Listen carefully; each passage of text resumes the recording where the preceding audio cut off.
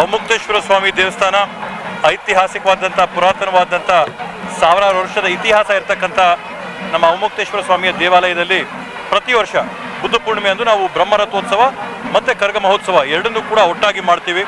ಸುಮಾರು 122 ವರ್ಷದಿಂದ ಮೈಸೂರು ಮಹಾರಾಜರ ಕಾಲದಲ್ಲಿ ತೇರ್ ರಥ ಏನು ಲೋಕಾರ್ಪಣೆ ಆಗಿತ್ತು ಅದು ಸಾಕಷ್ಟು ದಿನದಿಂದ ಬಳಕೆ ಆಗಿ ಸೌದು ಶಿಥಿಲ ಆಗಿದ್ದರಿಂದ ಇವತ್ತು ಸುಮಾರು ತಾಲೂಕಿನ ಎಲ್ಲ ಜನರ ಬೇಡಿಕೆ, ನಗರದ ಜನರ ಬೇಡಿಕೆ, ತೇರನ್ನ ಕಟ್ಟಂಥವರ ಬೇಡಿಕೆ ಎಲ್ಲರದೂ ಹೊಸ ತೇರು ನಗರಕ್ಕೆ ಲೋಕಾರ್ಪಣೆ ಮಾಡೋದಂತಾಗಿತ್ತು.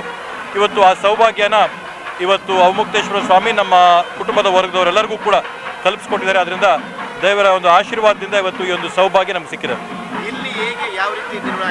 ಇವತ್ತು ಮೂಲತವಾಗಿ ಇದರ ಮರನ ಹುಣಸೂರಲ್ಲಿ ಅದಕ್ಕೆ ಬೇಕಾದಂಥ ಮದ್ದಿ ಮರ ಮತ್ತು ಟೀಕ್ ಮರನ ಹುಣಸೂರಲ್ಲಿಂದ ತಂದು ಉಡುಪಿ ಹತ್ರ ಇರ್ತಕ್ಕಂಥ ಕುಂಬಾಸಿ ಗ್ರಾಮದಲ್ಲಿ ವಿಶೇಷವಾಗಿ ರಥಗಳು ಮಾಡೋಂಥ ಒಂದು ಕೌಶಲ್ಯವಿರತಕ್ಕಂಥ ಒಂದು ಕುಟುಂಬದವರು ಇವತ್ತು ಅದನ್ನ ಸೇರಿ ಇದನ್ನು ಮಾಡಿರ್ತಕ್ಕಂಥದ್ದು.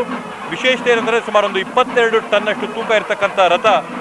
ಈ ಒಂದು ರಥನ ಮಾಡಿರ್ತಕ್ಕಂಥದ್ದು ಕರ್ನಾಟಕ ರಾಜ್ಯದಲ್ಲೇ ಬಹುಶಃ ಒಂದು 2ನೇ ರಥ ತೂಕದಲ್ಲಿ ಮತ್ತು ಸೈಜಲ್ಲಿ. ಆ ಒಂದು ಥರದಲ್ಲಿ ಇವತ್ತು ರಥನ ನಾವು ಲೋಕಾರ್ಪಣೆ ಮಾಡಿದ್ವಿ. ಸಾರ್ವಜನಿಕರಿಗೆ ಎಲ್ಲರಿಗೂ ಕೂಡ ಮಾತು ಕೊಟ್ಟಿದ್ವಿ ಇದನ್ನು ಮಾಡಿಕೊಡ್ತೀವಂತ.